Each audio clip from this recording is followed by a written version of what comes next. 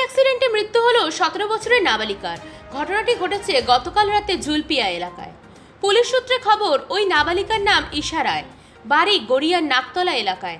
জানা গেছে, আমতলার দিক থেকে গড়িয়ার দিকে স্কুটি নিয়ে যাচ্ছিল দুই বান্ধবী, ঈশা রায় এবং অনন্যা দাস। ঈশা রায় স্কুটির পিছনে বসেছিল, আরেক বান্ধবী স্কুটি চালাচ্ছিল। জুলপিয়া হাই স্কুলের সামনে গাড্ডায় পড়ে স্কুটিটি। তখন ভারসাম্য হারিয়ে ছিটকে পড়ে যায় ঈশা রায়। এলাকাবাসী তড়িঘড়ি তাকে বারুইপুর হাসপাতালে নিয়ে এলে তাকে মৃত বলে ঘোষণা করা হয়। আরেক বান্ধবী অনন্যা দাস প্রাথমিক চিকিৎসার পর ছাড়া পায়। ঈশার মৃতদেহ ময়না তদন্তের জন্য পাঠিয়েছে বারুইপুর থানার পুলিশ।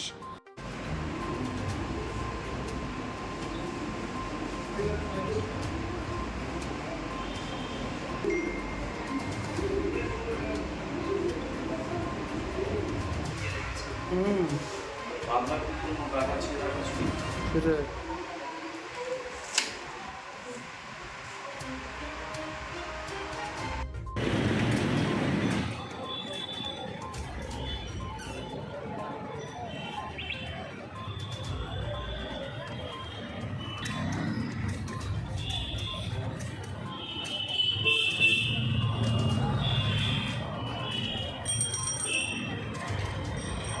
দক্ষিণ 24 পরগনা থেকে গোপাল শীলের রিপোর্ট, সংবাদ শিরোনাম।